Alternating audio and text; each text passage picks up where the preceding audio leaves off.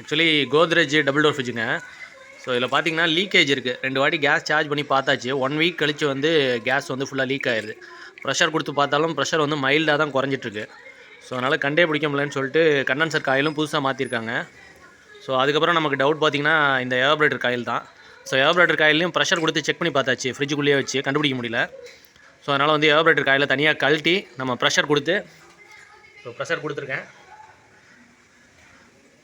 NRV set பண்ணி pressure கொடுத்து இப்போ வாட்டரில் போட்டு பார்த்தாச்சு. ஸோ காயிலில் எந்த லீக்குமே தெரியல.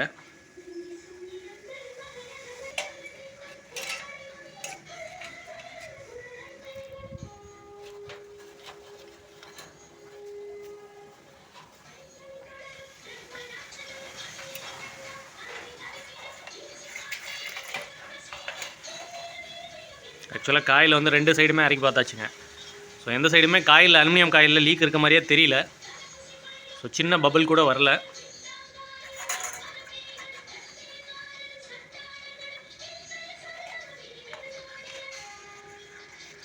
ஆனால் அதுக்கப்புறம் ஒவ்வொரு இதாக செக் பண்ணி பார்த்தப்ப இந்த பாருங்கள், இந்த இடத்துல வந்து லீக் தெரியுதுங்க. ஸோ இந்த கேப்லரியும் இதுவும் ஒன்றா ஜாயின் பண்ணி டேப் பண்ணியிருக்க இடத்துல வந்து லீக்கேஜ் தெரியுது. இப்போ காட்டுறேன் பாருங்கள்.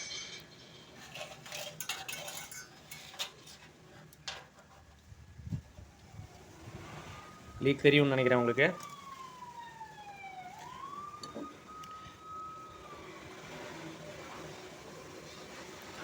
ஸோ இதை வந்து கண்டுபிடிக்கவே முடியல, ஐடென்டிஃபை பண்ணுறதுக்கே ரொம்ப கஷ்டமாக போச்சு.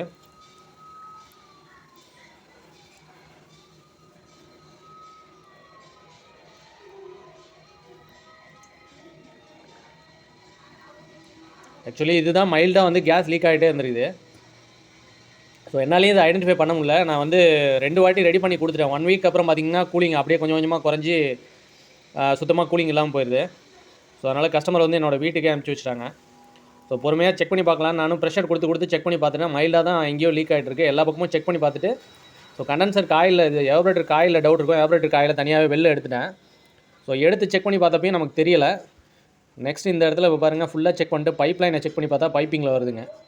ஸோ இதை ஒன்றும் பண்ண முடியாது. நம்ம வந்து எவாபரேட்டர் காயில் தான் புதுசாக மாற்றி ஆகணும். ஆக்சுவலாக இந்த கோத்ரெஜ் டபுள் டோர் ஃப்ரிட்ஜ் தாங்க நம்ம வந்து காயில் வந்து எவாபரேட்டர் காயில் வந்து லீக் ஆயிடுச்சு. ஸோ கேஸ் சார்ஜ் பண்ணி பார்த்துட்டு திரும்ப லீக் ஆகுதுன்னு சொல்லிட்டு ட்ரேஸ் பண்ணப்போ இந்த இடத்துல வந்து இருக்க எவாபரேட்டர் காயிலில் இந்த இடத்துல உள்ளே போகிற பைப்பில் வந்து மைல்டு லீக்குங்க. ஸோ அதுதான் லாஸ்ட்டு ஷார்ட் வீடியோலாம் பார்த்துருப்போம்.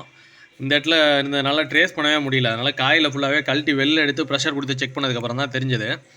ஸோ அதனால் சேம் சைஸ் காயில் நம்ம இப்போ வந்து வாங்கிட்டு வந்தாச்சுங்க. இனிமேல் இந்த காயிலை ஃபிக்ஸ் பண்ணி கேஸ் சார்ஜ் பண்ண வேண்டியதான். ஆக்சுவலாக சேம் சைஸ் காயில் நமக்கு கிடச்சிச்சிங்க, எவாபரேட்டர் காயில். ஸோ கோத்ரெஜோட சேம் சைஸ் காயில்.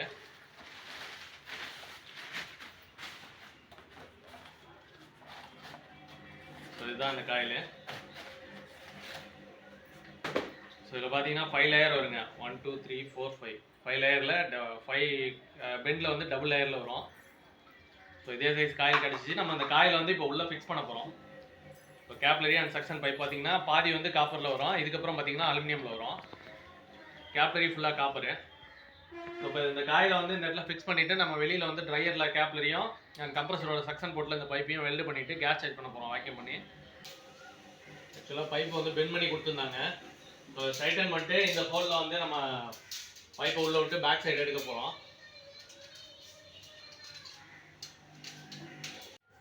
இந்த மாடலில் ஒரு டபுள் டோர் ஃப்ரிட்ஜ் எல்லாம் எப்படி ஒர்க் ஆகுது, அதோட ஒயரிங் எப்படி, அதோட காம்பனன்ட்ஸ்லாம் எப்படி செக் பண்ணுறது அப்படிங்கிறத பற்றி டீட்டெயிலாக வீடியோஸ் வந்து 2-3 போட்டிருக்கேங்க முன்னாடியே. ஸோ அந்த வீடியோஸ் பார்க்காதவங்களுக்கு மேலே ஐ பட்டன்லையும் கீழே டிஸ்கிரிப்ஷன்லையும் லிங்க் கொடுக்குறேன். பார்க்காதவங்க பார்த்துட்டு இதை வந்து பார்த்திங்கன்னா உங்களுக்கு கொஞ்சம் புரியும், ஒயரிங் பற்றின இதெல்லாம் தெளிவாக புரியும். ஆனால் இதில் உள்ள கட்டுற ஹீட்டரோட ஃபங்க்ஷன் என்ன, பயோமெட்டல்னால் என்ன, தெர்மல் ஃபியூஸ்னால் என்ன, இதை பற்றின டீட்டெயிலான வீடியோஸ் இருக்குங்க. ஸோ பார்க்காதவங்க அதை பார்த்துட்டு வந்து இதை பார்த்திங்கன்னா உங்களுக்கு கொஞ்சம் ஈஸியாக கேதர் பண்ணுறதுக்கு ஈஸியாக இருக்கும்.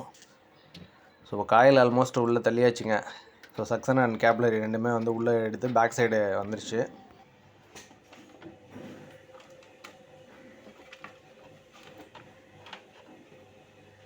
ஆக்சுவலாக பைப் வந்து அங்கேருந்து இங்கே கொண்டு வந்தாச்சுங்க. இது வந்து சக்ஷன் லைனில் கனெக்ட் பண்ண போகிறோம். அண்ட் கேப்லரி வந்து இந்த ட்ரையரில் கனெக்ட் பண்ண போகிறோம். ஸோ கனெக்ட் பண்ணிட்டு வேக்யூம் போட்டு கேஸ் சார்ஜ் பண்ணால் போதும். ஃப்ரெண்ட்ஸ், இந்த வீடியோ உங்களுக்கு யூஸ்ஃபுல்லாக இருக்கும்னு நினச்சிங்கன்னா மறக்காமல் லைக் பண்ணிட்டு ஷேர் பண்ணுங்கள். இந்த வீடியோ வந்து நீங்கள் சப்ஸ்கிரைப் பண்ணாமல் பார்த்துருந்தீங்கன்னா மறக்காமல் சப்ஸ்கிரைப் பண்ணிட்டு கூடவே இருக்க பெல் ஐக்கானை ப்ரெஸ் பண்ணுங்கள். அப்போ தான் நான் போடுற வீடியோஸ் வந்து உங்களுக்கு ஒன்று நோட்டிஃபிகேஷனாக வரும். இதில் வந்து நான் ராங்காக ஏதாவது கைட் பண்ணுற மாதிரி உங்களுக்கு தோணுச்சுன்னா மறக்காமல் கமெண்ட் பண்ணுங்கள், நான் கண்டிப்பாக ஆன்சர் பண்ணுறேன். ஸோ நீங்கள் பண்ணுற ஒரு சப்ஸ்கிரிப்ஷனும் நம்ம சேனல் க்ரோத்துக்கு கொஞ்சம் ஹெல்ப்ஃபுல்லாக இருக்கும். ஸோ இதில் ஸ்க்ரூ மாட்டுற மாதிரி எந்த ப்ரொவிஷனுமே கொடுக்கல, கரெக்டாக சீட்டிங் ஆகுது. ஸோ நெக்ஸ்ட் வந்து இந்த ஒயரிங் எல்லாமே வந்து அரேஞ்ச் பண்ண வேண்டியதான். இது ரெண்டும் ஹீட்டரோட ஒயரு, அண்ட் இது பார்த்திங்கன்னா தெர்மல் ஃபியூஸு, அண்ட் இது வந்து பைமெட்டலு, அண்ட் இது ரெண்டும் பார்த்திங்கன்னா ஃபேன் ஒயருங்க. ஸோ அதெல்லாம் நம்ம அசம்பிள் பண்ண வேண்டியதான். ஆக்சுவலாக பயோமெட்டல் வந்து இந்த அக்குமுலேட்டரோட சேர்த்து கனெக்ட் பண்ணிடுவோம். ஸோ இந்த இடத்துல ஒரு டை போட்டோன்னா வேலை முடிஞ்சு பயோமெட்டலுக்கு. நெக்ஸ்ட் இந்த தெர்மல் ஃபியூஸ் வந்து இந்த காயிலுக்கு நடுவில் இங்கே வைக்க போகிறோம். ஸோ அந்த பிளேட் மாதிரி கொடுத்துருக்காங்க, இதுக்குள்ளே வச்சு தெர்மல் ஃபியூஸை வந்து நம்ம இந்த இடத்துல ஃபிக்ஸ் பண்ண போகிறோம்.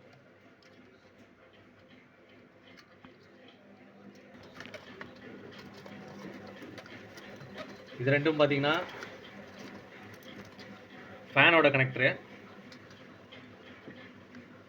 அண்ட்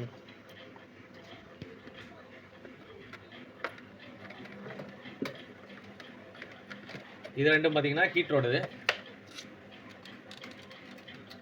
ஸோ ஹீட்டர் இது இப்படி ரவுண்ட் பண்ணி கொண்டு வந்துடலாம்.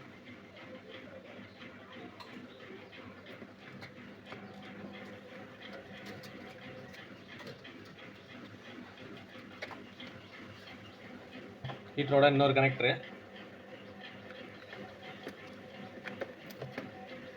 இதோட வேலை முடிஞ்சு.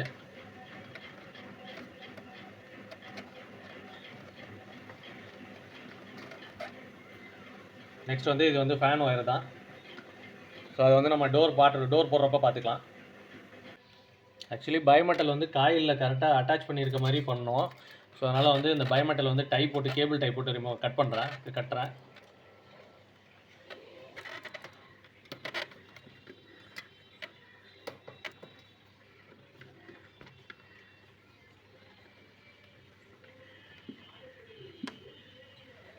ஓகே, ஒயரிங் அரேஞ்ச் பண்ணிக்கலாம். ஸோ இது ரெண்டும் வந்து ஃபேனுக்கு வருதுங்க. ஸோ இது எல்லாமே கொடுத்தாச்சு, ஹீட்டர் கொடுத்தாச்சு, தெர்மல் ஃபியூஸை கனெக்ட் பண்ணியாச்சு. ஸோ ஃபேன் மட்டும் கனெக்ட் பண்ணால் போதும். வெளியில் பேக் சைடு வெல்டிங்லாம் முடிச்சு அதை பண்ணிக்கலாம். ஸோ இந்த டேப்பு,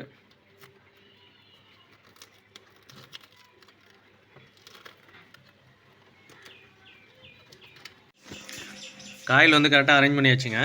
ஸோ இதுக்கப்புறம் வந்து பேக் சைடு வெல்டு பண்ண வேண்டியதான். ஸோ இந்த பயோமெட்டல் பார்த்திங்கன்னா அக்குமுலேட்டரில் அட்டாச் பண்ணியிருக்கோம். அண்ட் இது பார்த்திங்கன்னா இந்த இடத்துல வந்து தெர்மல் ஃபியூஸு, இந்த ரெண்டு ஒயர் வந்து ஃபேனோடது.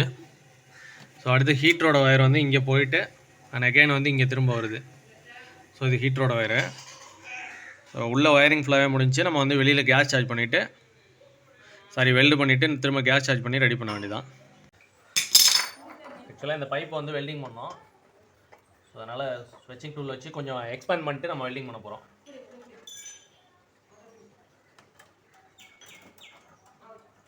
ஸோ ஸ்வெச்சிங் டூல் யூஸ் பண்ணுறதுக்கு நம்ம வந்து ஃப்ளாரிங் டூலை வச்சு தான் பண்ணுற மாதிரி இருக்கும் ஸ்வெச் பண்ணுறதுக்கு.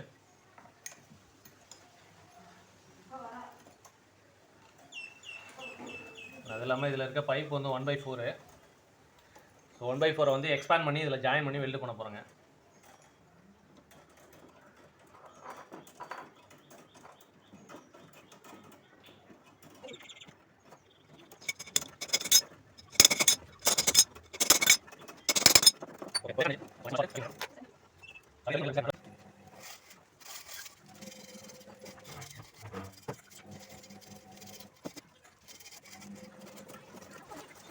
வந்து சக்ஷன் லைன் வெல்டிங் முடிஞ்சுங்க, அதை நான் ஒழுங்காக வீடியோ எடுக்கல. அடுத்து வந்து புது ட்ரையர் மாற்றுறேங்க. ஆல்ரெடி இருக்க ட்ரையர் ரிமூவ் பண்ணிட்டு புதுவாக சேஞ்ச் பண்ண போகிறோம். ஸோ கேஸ் வெல்டிங் பண்ணுறப்போ எந்த ஒரு மெட்டீரியலாக இருந்தாலும் எம்ரி சீட் போட்டு க்ளீன் பண்ணிட்டு வெல்டிங் பண்ணோம்னா பர்ஃபெக்டாக வந்து வெல்டிங் சூட் ஆகுங்க. ஸோ அதனால் எப்போதுமே எம்ரி ஷீட் போட்டு க்ளீன் பண்ணிக்கணும். காப்பராக இருந்தாலும் சரி, எதிர் அயனாக இருந்தாலும் சரி. ஸோ இது வந்து ஸ்டீல் கண்டென்சர் தான். ஸோ அதனால் எம்ரி ஷீட் போட்டு தெளிவாக க்ளீன் பண்ணிட்டு அதுக்கப்புறம் தான் வந்து நம்ம ட்ரையரை ஃபிக்ஸ் பண்ண போகிறோம். இப்போ நம்ம வெல்டிங் பண்ணுற இடம் பார்த்திங்கன்னா கண்டென்சர் வந்து ஸ்டீல் கண்டென்சரு அண்ட் ட்ரையர் பார்த்திங்கன்னா காப்பருங்க. ஸோ காப்பர் டு ஸ்டீல் வந்து வெல்டிங் பண்ணுறப்போ நம்ம வந்து ஃப்ளக்ஸ் பவுடர் யூஸ் பண்ணுங்க. ஸோ வெல்டிங் ராடோடு சேர்த்து ஃப்ளக்ஸ் பவுடர் யூஸ் பண்ணால் தான் பர்ஃபெக்டாக வெல்டிங் வந்து சூட் ஆகும். காப்பர் டு காப்பர் வந்து எந்த ஃப்ளக்ஸும் யூஸ் பண்ண தேவையில்ல. But copper to steel or copper to அலுமினியம்னா அலுமினியமுக்கு தனியாகவே ராட் இருக்குது. பட் அந்தளவுக்கு இந்த காப்பர் அளவுக்கு ப்ராப்பராக அதில் வெல்டிங் பண்ண முடியல. நான் ட்ரை பண்ணி பார்த்துட்டேன். ஸோ இப்போ பார்த்திங்கன்னா நம்ம ஃப்ளக்ஸ் யூஸ் பண்ணி தான் வெல்டிங் பண்ணிகிட்ருக்கோம், ஸ்டீல் டு காப்பரு. இந்த ஃப்ரிட்ஜில் பேக் சைடு பார்த்திங்கன்னா கண்டென்சர் இல்லாமல் கன்சீல்டு கண்டென்சராக தான் இருந்திருக்குது. பட் எனக்கு முன்னாடி பண்ண டெக்னீஷியன் வந்து கண்டென்சரில் லீக் இருக்கும்னு சொல்லிட்டு கண்டென்சர் வெளில மாற்றிருக்காரு டம்மி பண்ணிட்டு. ஸோ அதுக்கப்புறமும் பார்த்திங்கன்னா ஒரு 1 வீக்லேயே கூலிங் போயிடுச்சு. கஸ்டமர் கூப்பிட்ருக்காங்க, ஒரு ஃபோனை அட்டன் பண்ணியாட்டுக்கு. அதுக்கப்புறம் தான் எனக்கு கால் வந்துச்சு, நான் அட்டன் பண்ணி கொடுத்தேன். ஸோ அகெயின் கூலிங் கம்ப்ளைண்ட் வரவும் தான் நான் வீட்டுக்கு அனுப்ப சொன்னேன். கஸ்டமர் வந்து என்னோடய வீட்டுக்கே அனுப்பிச்சி வச்சிட்டாங்க. ஸோ இப்போ வந்து வெல்டிங்லாம் முடிஞ்சு வேக்யூம் வந்து போட்டுட்டு திரும்ப கேஸ் சார்ஜிங் ப்ராசஸை ஸ்டார்ட் பண்ணியாச்சுங்க. ஸோ வேக்யூம் நிறைய வீடியோவில் காட்டினதுனால நான் வேக்யூம் பண்ணதை காட்டல. ஸோ இப்போ வந்து கேஸ் கொஞ்சம் கொஞ்சமாக சார்ஜ் பண்ண ஆரம்பிச்சாச்சு. நம்ம சார்ஜ் பண்ணுற கேஸ் பார்த்திங்கன்னா R600A. ஸோ இதில் கோத்ரேஜ் ஃப்ரிட்ஜை பொறுத்தளவு 290 600A பிளண்டட்னு போட்டிருப்பாங்க. நான் வந்து 600A தான் சார்ஜ் பண்ணுறேன். ஸோ இது வந்து வெயிட் பேஸ் பண்ணி ஏற்றலை, ப்ரெஷர் பேஸ் பண்ணி தான் சார்ஜ் பண்ணுறேங்க. ஸோ கொஞ்சம் கொஞ்சமாக இப்போ தான் சார்ஜ் பண்ணிகிட்ருக்கேன். மேக்ஸிமம் பார்த்திங்கன்னா நம்ம பண்ணுற ஃப்ரிட்ஜில் ஸ்பெசிஃபிகேஷன் ஸ்டிக்கர் இருந்துச்சுன்னா வெயிட்டை பேஸ் பண்ணி சார்ஜ் பண்ணுறது தாங்க பெட்ரு.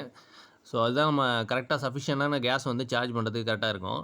பட் என்னோடய வெயிட் மிஷினோட பேட்டரி வந்து லோவாக இருந்ததுனால என்னால் சார்ஜ் பண்ண முடியல. கரெக்டாக வெயிட்டிங் வந்து கரெக்டாக காட்டில் ஆஃப் ஆயிடுது. ஸோ அதனால தான் நான் இப்போ ப்ரெஷர் பேஸ் பண்ணி ஏற்றிட்டுருக்கேன்.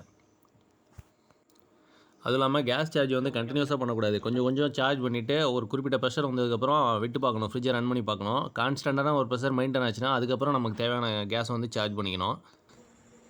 ஸோ ஓரளவு 0 ரீச் ஆகிடுச்சு. டியூப்பில் கொஞ்சம் கேஸ் இருக்குது. ஸோ அதனால் நான் வால்வை க்ளோஸ் பண்ணிகிட்ருக்கேன். ஸோ இனிமேல் டின்லேருந்து கேஸ் தேவையில்லை. கொஞ்சம் நேரம் ஓட்டி பார்த்தா தெரியும். கான்ஸ்டண்ட்டாக கேஸ் இருந்துச்சுன்னா டியூப்பில் இருக்க கேஸ் மட்டும் சார்ஜ் பண்ணிட்டு கட் பண்ணிடலாம்.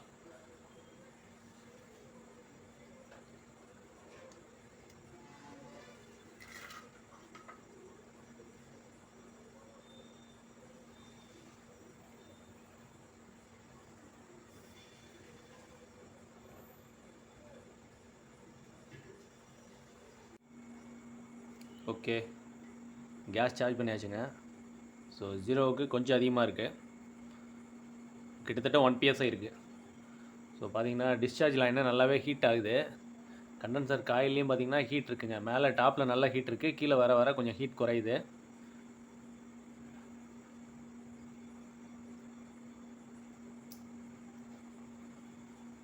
ஸோ அடுத்து உள்ளே போய் எவாபரேட்டர் காயில் கூலிங் ஆயிருக்கான்னு பார்க்கலாம்.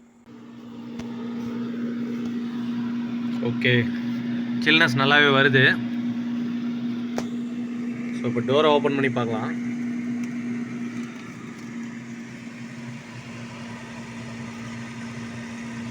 ஸோ பார்த்தீங்கன்னா தெரியும்னு நினைக்கிறேன், காயில் ஃபுல்லாகவே நல்லா கூலிங்காக இருக்குது. காயில் கலர் மாறி இருக்கிறது நல்லா தெரியும். அலுமினியம்லேருந்து ஒயிட் கலராக மாறி இருக்கு பாருங்க. ஸோ அலுமினியம் கலர் பார்த்திங்கன்னா இங்கே மேலே இருக்குது பார்த்தீங்களா, இப்படி தான் இருக்கணும். பட் இது பாருங்கள், இது ஃபுல்லாக ஐஸ் ஃபார்ம் ஆகிருக்கு. ஸோ ஐஸ் ஃபார்ம் ஆனதுனால இந்த கலரில் இருக்குது. கீழே வரைக்குமே நல்லா ஐஸ் ஃபார்ம் ஆகிருக்கு.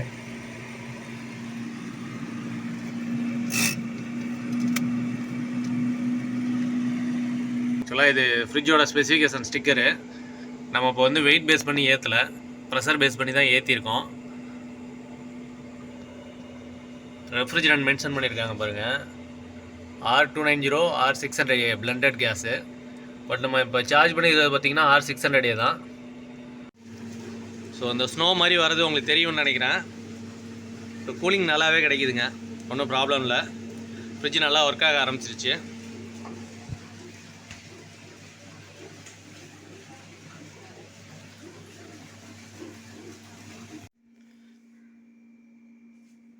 ஓகே, ஃப்ரிட்ஜ் வேலை கம்ப்ளீட்டாக முடிஞ்சுங்க. நல்லாவே கூலிங் வருது. ஸோ டெம்பரேச்சர் சென்சார் வந்து நான் கனெக்ட் பண்ணியிருக்கேன் பாருங்கள். இல்லை -11.4 இருக்குங்க. -15 வரைக்கும் போகுது, அப் டு -15 வரைக்கும் ஃப்ரீசரில் போகுது. ஸோ இன்னரில் பார்ப்போம். ஸோ உள்ளே பார்த்தீங்கன்னா அப்படியே ஸ்னோ மாதிரியே வருதுங்க, நல்லா பனியோடு சேர்ந்த புகை மாதிரியே வருது. அந்தளவுக்கு நல்ல கூலிங் இருக்குது. ஸோ சில்னஸ் நல்லாவே இருக்குங்க. ஆனால் அடுத்து பாட்டம் சைடும் பார்ப்போம். ஸோ பாட்டம் சைடும் பார்த்திங்கன்னா நல்லா கூலிங் வந்துருச்சுங்க, நல்ல சில்னஸ் தெரியுது. கீழே வெஜிடபிள் ட்ரே வரைக்குமே நல்லா கூலிங் இருக்குங்க. ஸோ ஃப்ரிட்ஜ் நல்லாவே ஒர்க் ஆக ஆரம்பிச்சிருச்சு. ஓகே, ஃப்ரிட்ஜு இப்போ செக் பண்ணியாச்சுங்க. 10 ஹவர்ஸ் ஆயிடுச்சு கேஸ் சார்ஜ் பண்ணி. டெம்பரேச்சர் பார்த்தீங்கன்னா தெரியும், ஃப்ரீசரில் வந்து -13 -14 பக்கம் இருக்குங்க. -16 வரைக்கும் கூட போகுது. ஓகே ஃப்ரெண்ட்ஸ், இந்த வீடியோ உங்களுக்கு யூஸ்ஃபுல்லாக இருக்கும்னு நினைக்கிறேன். அடுத்து ஒரு நல்ல வீடியோவில் பார்ப்போம். தேங்க்யூ.